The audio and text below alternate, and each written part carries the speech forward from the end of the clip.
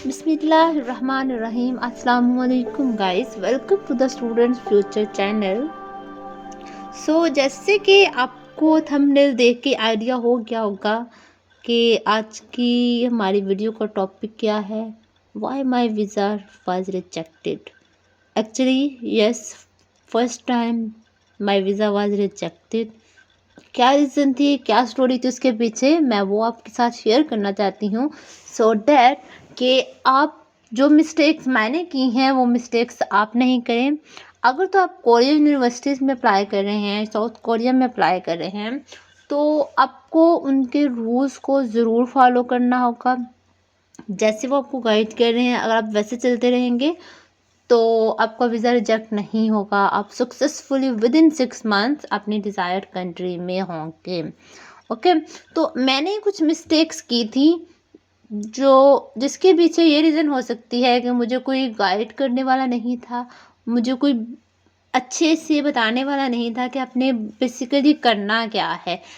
मुझे जो इन्फॉर्मेशन मिलती गई मैं उसके अकॉर्डिंग चलती रही, लेकिन at the end my visa was rejected. और अल्हम्दुलिल्लाह अभी मैं साउथ कोरिया में हूँ। उसके बाद नेक्स्ट टाइम जब मैंने दोबारा वीज़ा अप्लाई किया तो मैं फुली ट्रेंड हो चुकी थी। अपनी मिस्टेक से मुझे आइडिया हो चुका था कि मैंने क्या मिस्टेक की हैं। Next time I was fully prepared. लेकिन जो फर्स्ट टाइम का आपका गैप था वीज़ा रिजेक्शन की वजह से, वो आप लोगों को बेयर ना करना पड़े, इस वजह से हम डिस्कस करते हैं। अपनी स्टोरी की तरफ आती हूँ कि बेसिकली क्या हुआ, किस वजह से मेरा वीज़ा रिजेक्ट हुआ था। तो स्टार्ट मैं करती हूँ अपने एडमिशन से ही। मेरे किसी दोस्त ने मुझे लिंक शेयर किया प्रोफेसर की लैब का, जिससे स्टूडेंट चाहिए थे वो लैब में। तो I just applied before 1 or 2 day of the deadline. तो मैंने अप्लाई किया, आई थिंक 16 डेडलाइन थी। 17 को मेरा इंटरव्यू हुआ, और इंटरव्यू के बाद फ़ौरन बाद प्रोफेसर की तरफ से मुझे ईमेल आ गई एक्सेप्टेंस की कि अब मेरी तरफ से एक्सेप्टेड है, और आपको फर्दर जो है वो एडमिशन लेटर्स ये वो आपको प्रोवाइड कर दिए जाएंगे। बस आपने ये डॉक्यूमेंट जो चाहिए वो आपने भेजने हैं। Okay, so I was very very happy कि फर्स्ट टर्न में ही मुझे एक्सेप्टेंस मिल गई है प्रोफेसर से, और मेरा एडमिशन हो गया। क्योंकि फॉरेन कंट्री में ऐसा होता है कि जब आपको प्रोफेसर से एक्सेप्टेंस मिल जाती है, it's mean that your admission is confirmed. Okay, admission तो कन्फर्म हो गया प्रोफेसर की एक्सेप्टेंस के बाद, लेकिन मुझे ये आइडिया नहीं था कि वीज़ा रिजेक्ट हो सकता है। ओके, तो हुआ क्या कि अब उनकी रिक्वायरमेंट ये होती है यहाँ पे कोरियन यूनिवर्सिटीज़ में, या वो यूनिवर्सिटीज़ जिनकी जो लैंग्वेज है इंग्लिश नेटिव नहीं है, उनमें आपको डॉक्यूमेंट्स की अटेस्टेशन का प्रोसेस जो है वो करवाना होता है। और डॉक्यूमेंट्स की अटेस्टेशन बहुत इम्पोर्टेंट फैक्टर है कोरियन यूनिवर्सिटीज़ के लिए। तो डॉक्यूमेंट्स कहाँ कहाँ से अटेस्ट करवाने हैं वो ऑलरेडी मैं वीडियो अपलोड कर चुकी हूँ। यहाँ पे अगर मैं बताऊँ तो सबसे पहले आपको अपने जो इंटर और मैट्रिक के डॉक्यूमेंट्स हैं वो बोर्ड और आईबीसीसी से अटेस्ट करवाने हैं। देन आपने मोफा से अटेस्ट करवाने हैं। देन आपने एम्बेसी से अटेस्ट करवाने होते हैं, ठीक है। लेकिन एफएससी के और आपके जो आपकी यूनिवर्सिटी के डॉक्यूमेंट्स है बैचलर या मास्टर के, वो आपने एचएससी से अटेस्ट करवाने के बाद आपने वो मोफा से एंड देन एम्बेसी से अटेस्ट करवाने होते हैं। मीन्स उनको एम्बेसी से अटेस्टेड डॉक्यूमेंट चाहिए होते हैं, लेकिन एम्बेसी कब डॉक्यूमेंट अटेस्ट करती है, जब आपके एचएससी और मोफा से ऑलरेडी अटेस्टेड हों।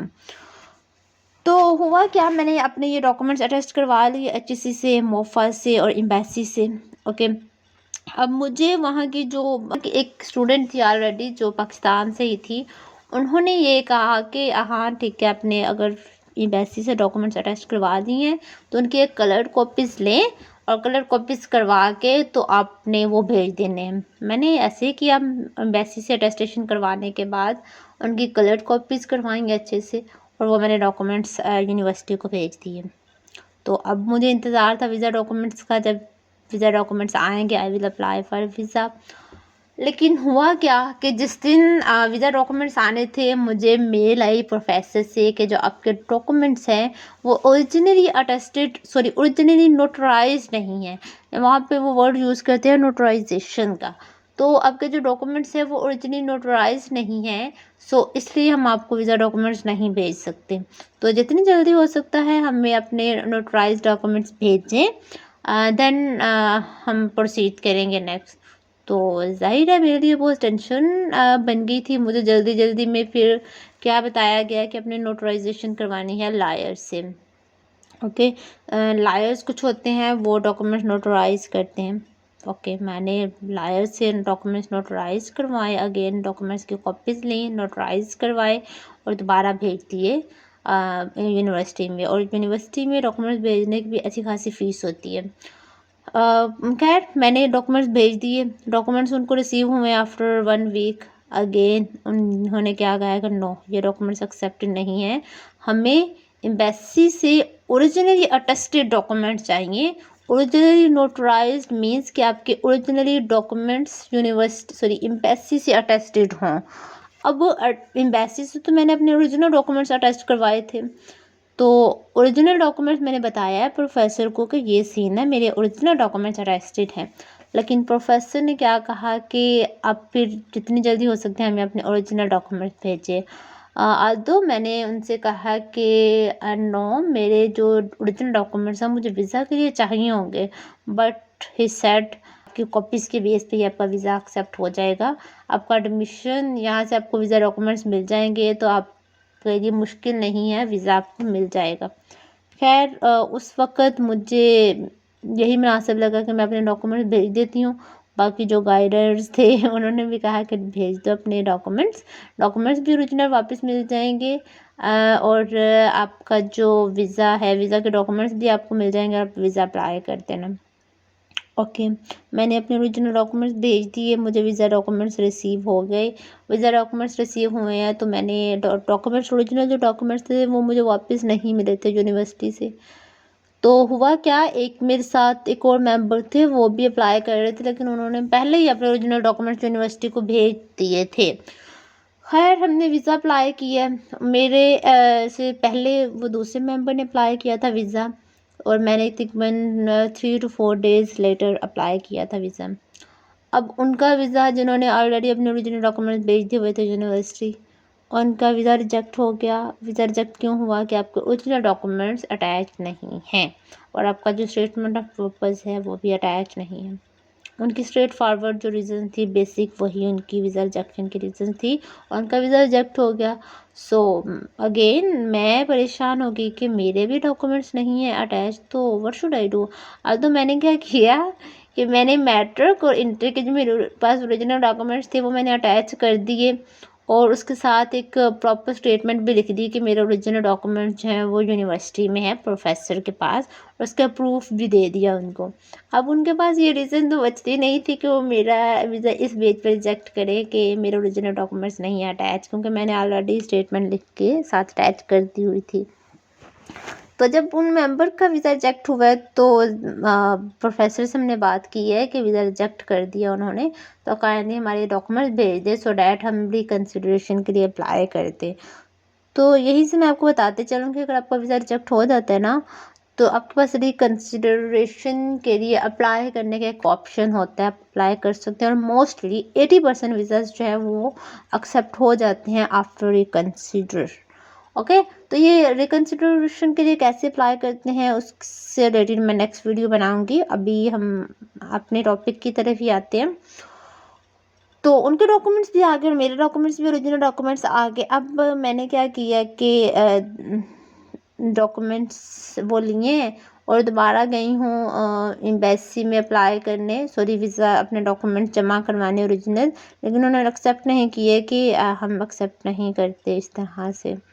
तो एक्चुअली मिस्टेक यहाँ पे क्या थी कि मुझे रिकंसिडरेशन के लिए पहले अप्लाई करना था, वो डॉक्यूमेंट्स प्रिपेयर करने थे, उसके साथ मुझे अपने ओरिजिनल डॉक्यूमेंट्स वो सबमिट करवाने थे। तो मैंने फिर अगेन ये प्रोसेस किया, सॉरी ये तो मैंने बताया नहीं कि मेरा वीज़ा भी फिर रिजेक्ट हो गया। 2 से 3 दिन बाद मेरे वीज़ा का रिज़ल्ट आया, लेकिन रीज़न उसमें कुछ इस तरह से मेंशन थी कि I have not been able to prove that I will return to my country within the plan period of stay due to family relations and economic conditions. Means यहाँ पे जो मैंने अपनी स्टेटमेंट में बिल्कुल भी मेंशन नहीं किया था कि I will back to Pakistan, okay, जो कि बहुत इंपॉर्टेंट पॉइंट है, आपको अपने स्टेटमेंट ऑफ पर्पस में ऐड करना है।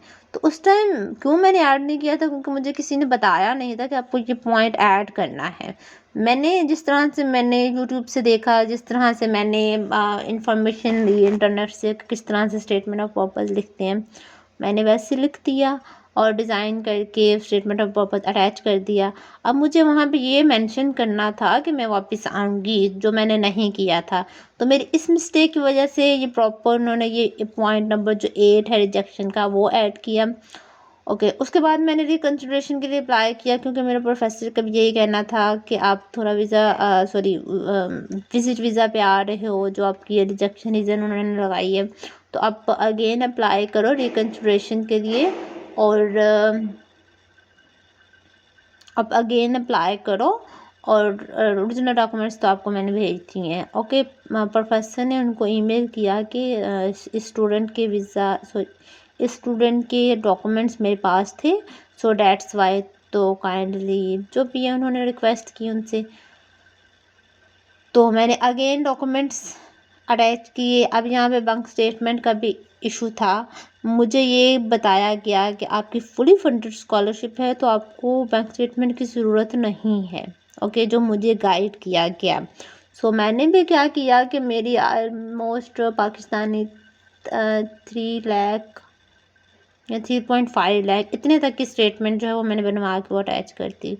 लेकिन आपको पता है टिकट चार्जेस जो है वो काफ़ी एक्सपेंसिव है। मिनिमम आपके 4.5 लाख तक की स्टेटमेंट होनी चाहिए अगर आपकी फुली फंडेड स्कॉलरशिप है।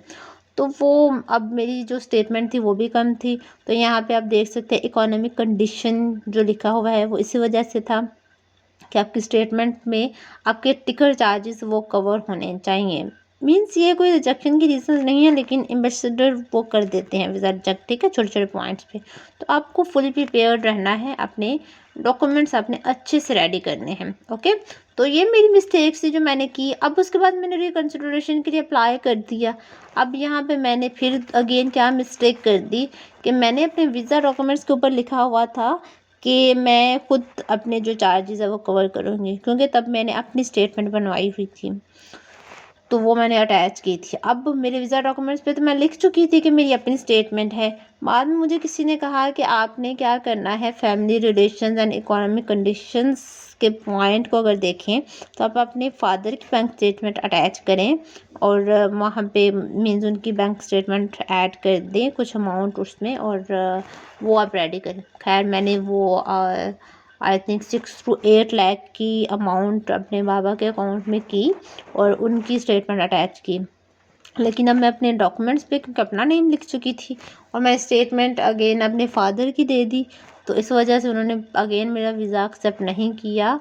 और ये रीज़न दे दी, insufficient explanation of specific details related to financial guarantees. Financial guarantee आपको कौन प्रोवाइड कर रहा है, इसकी हमारे पास जो है वो प्रॉपर डिटेल्स नहीं है, ये प्रॉपर एक्सप्लेनेशन नहीं है, तो मेरा वीज़ा एक्सेप्ट नहीं हुआ अगेन। आल्दो जो दूसरे मेंबर्स उनका वीज़ा एक्सेप्ट हो गया था, क्योंकि उनकी स्ट्रेट फॉरवर्ड रीज़न थी कि आपके ओरिजिनल डॉक्यूमेंट्स मिस्ड हैं। ओके, तो ये थी पूरी स्टोरी जो मैंने आपके सामने रखी है। तो अब यहाँ पे अपने क्या मिस्टेक्स नहीं करनी, मेरी स्टोरी से अगर आपको जो आइडिया हुआ है वो यही है कि आपका जो डॉक्यूमेंट है पर्पस ऑफ एंट्री का वो अच्छे से रिटन होना चाहिए। उसका टेम्पलेट मैं आपको डिस्क्रिप्शन में ऐड कर दूँगी। उसके अलावा आपकी bank statement minimum 4 to 5 lakh ज़रूर होने चाहिए, आल्दो आपकी फुली फंडेड स्कॉलरशिप है। और अगर नहीं है तो बैंक स्टेटमेंट कैसे रेडी करनी है उससे रिलेटेड भी आपको वीडियो मेरे चैनल से मिल जाएगी। सो अपने डॉक्यूमेंट्स अच्छे से पहले ही रेडी कर लें। अगर आपको किसी किस्म का कोई इशू है, कोई क्वेश्चन पूछना चाहते हैं, कोई क्वेश्चन है माइंड में, तो कमेंट करिएगा, I will reply you. Your future is waiting for you. With in 6 months आप अपनी डिज़ायर कंट्री में हो सकते हैं। जस्ट अपने डॉक्यूमेंट्स रेडी रखें और कोई भी अपनी तरफ से पॉइंट ऐसा नहीं छोड़ें जिससे उनको कोई रीज़न मिल सके आपको वीज़ा रिजेक्ट करने की। Okay, so wish you very very best of luck. अल्लाह हाफिज़।